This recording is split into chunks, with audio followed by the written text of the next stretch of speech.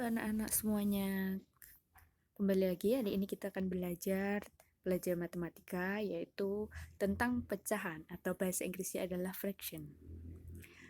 Belajar yang kali ini kita fokus pada pengenalan pecahan. Yang pertama, menyatakan bilangan pecahan, pecahan senilai, menyederhanakan pecahan, dan jenis-jenis pecahan, dan bagaimana cara mengubahnya ke bentuk lainnya. Tentunya, pecahan bukan hal yang asing bagi kita semuanya. Contohnya, jika kita punya satu roti, roti itu ketika belum diiris, maka nilainya adalah satu. Satu irisan itu adalah bagian kecil dari satu roti keseluruhan, sehingga irisan itu dinamakan pecahan dari suatu roti. Sekarang, jika roti itu kita iris 17 banyaknya, maka nilainya tetap sama, dia tetap ada satu roti. Namun, satu irisan dari 17 irisan itu, maka bisa kita tuliskan dalam bentuk pecahan menjadi 1/17. Artinya menyatakan bagian dari suatu keseluruhan. Contoh lainnya, jika kita punya satu loyang pizza dibagi menjadi 8 irisan, maka bagian-bagian itu bisa kita nyatakan dalam bentuk pecahan. Misalkan jika kita makan 2 pizza, maka ambil 2 dari 8, ya, atau lebih kita kenal dengan istilah 2/8. Nah, dalam pecahan kita memiliki dua istilah. Yang pertama yaitu penyebut atau denominator, yang mewakili banyaknya bagian yang menjadikan nilai suatu penuh. Contoh dalam pizza, penyebutnya adalah 8. Dalam pizza ini ya. Yang kedua yaitu pembilang atau numerator, adalah banyaknya bagian yang diambil dari nilai satu penuh atau keseluruhan. Jadi ini adalah bagiannya atau pembilangnya. Jika saya makan 3 iris pizza, maka saya makan 3 dari 8 iris. 3 itu dinamakan pembilang. Next. Sehingga penyataan pecahan itu dinyatakan sebagai pembagian dari dua bilangan bulat yang dipisahkan oleh tanda per.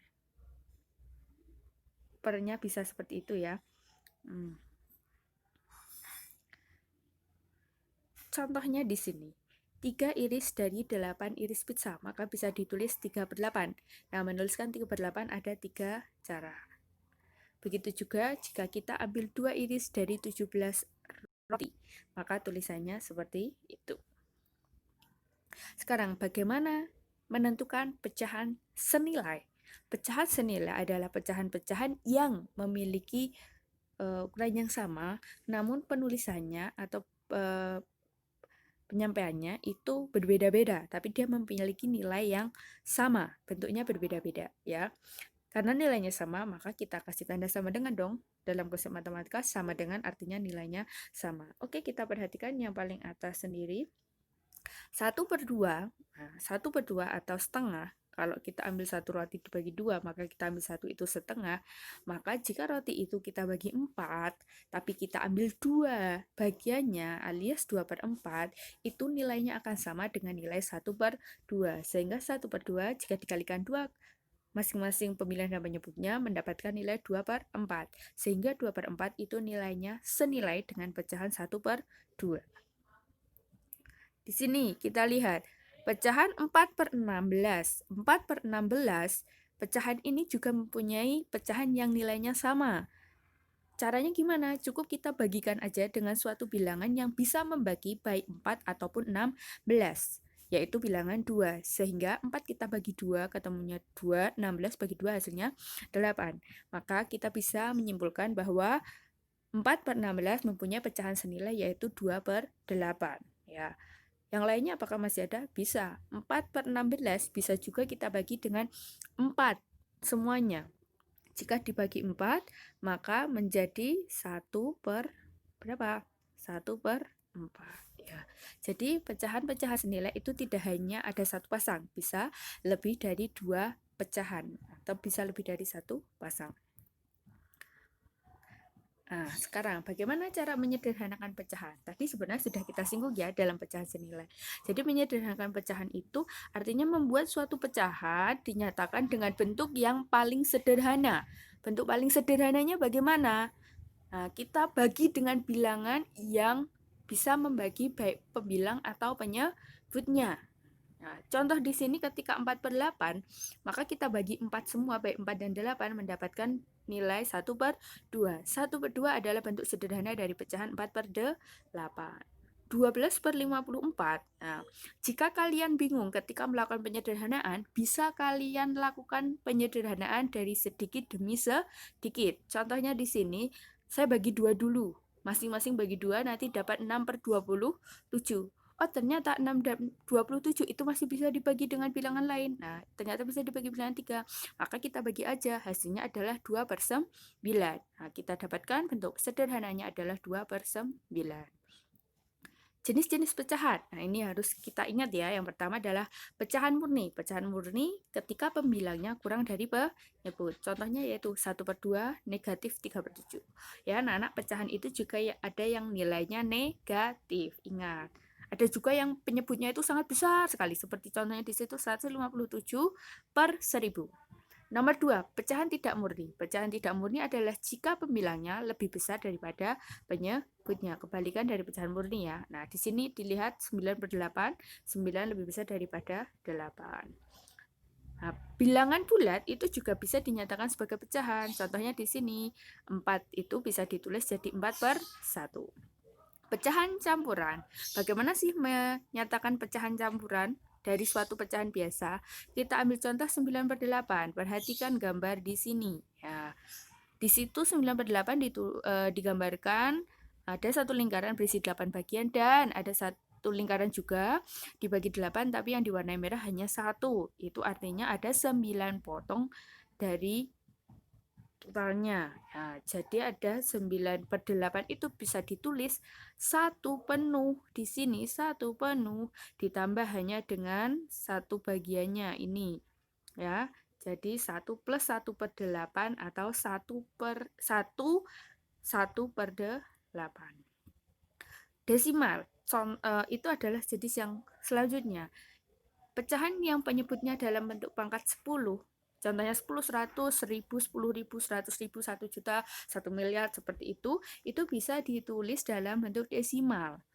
Nah, contoh bilangan desimal adalah 0,5. Ya, dibaca 0,5. Yang bawah 3,76. Hati-hati, jangan bacanya 3,76, itu salah karena di belakang koma nilainya nggak ada yang puluhan. Jadi tetap dibaca 3,76. Nah, sekarang bagaimana ngubah pecahan ke desimal? Kita punya pecahan 3/50 contohnya. Nah, kita tulis aja. Kita jadikan per 100 biar mudah. 50 kalau jadi 100 kali berapa? Oh, kali 2. Maka yang bawah kali 2, yang atas juga kali 2. Sehingga kita dapatkan pecahannya 6/100. Ya. Atau 0,6/100. Nah, kita bisa nulisnya 0,06. Sekarang kalau kebalikannya gimana? 0,84 kita ubah ke pecahan biasa. Nah, kita tahu di belakang koma ini ada 2. Jika ada 2 angka di belakang koma, maka penyebutnya jadi 100. Nolnya ada 2. 84/100. Tinggal kita sederhanakan, nanti dapatnya 21/25. Selanjutnya, persen. Dilambangkan seperti ini ya, persen. Persen itu ada pecahan yang penyebutnya adalah 100. Misalkan di sini ada gambar 32 yang diwarnai merah itu bagian dari 100 total kotak-kotak atau persegi. Sehingga bisa ditulis 32/100 atau kalau diubah jadi persen 32/100. 32/100 kali 100% hasilnya adalah 32%. Bagaimana mengubah pecahan menjadi persen? Ini 2/5 kita ubah jadi per 100. Semuanya dikalikan dengan 20. Nah, kemudian dapatlah pecahan 40/100. Kita kalikan dengan 100%, maka dapatlah nilai persentasenya 40%. Bagaimana kalau mengubah persen menjadi pecahan? Nah, kebalikannya ya. Kita punya 32% contohnya di sini. kita buat 32% ini menjadi pecahan 32/100. Kemudian cukup kita sederhanakan, dapatlah 8/25. Nah, ini bagaimana mengubah pecahan biasa ke pecahan campuran. Nah, sudah diajari ya di SD ya sebenarnya. Nah, bisa juga dengan cara, ini adalah salah satu alternatif cara, bisa juga dengan cara 60 dibagi 7, itu dapat 8, kemudian nanti sisanya berapa? Oh, sisanya adalah 4, karena 8 kali 7 itu 56, 60 kurangi 56 hasilnya 4, maka ditulislah sisanya di sini 8, 4/7. Kalau mengubah pecahan campuran ke pecahan biasa gimana? Negatif 5, 2/9 itu kalau diubah jadi pecahan biasa, maka kita perlu mengalihkan dulu. 5 dikali 9 itu berapa? 5 kali 9 itu hasilnya 45, kemudian ditambah dengan 2.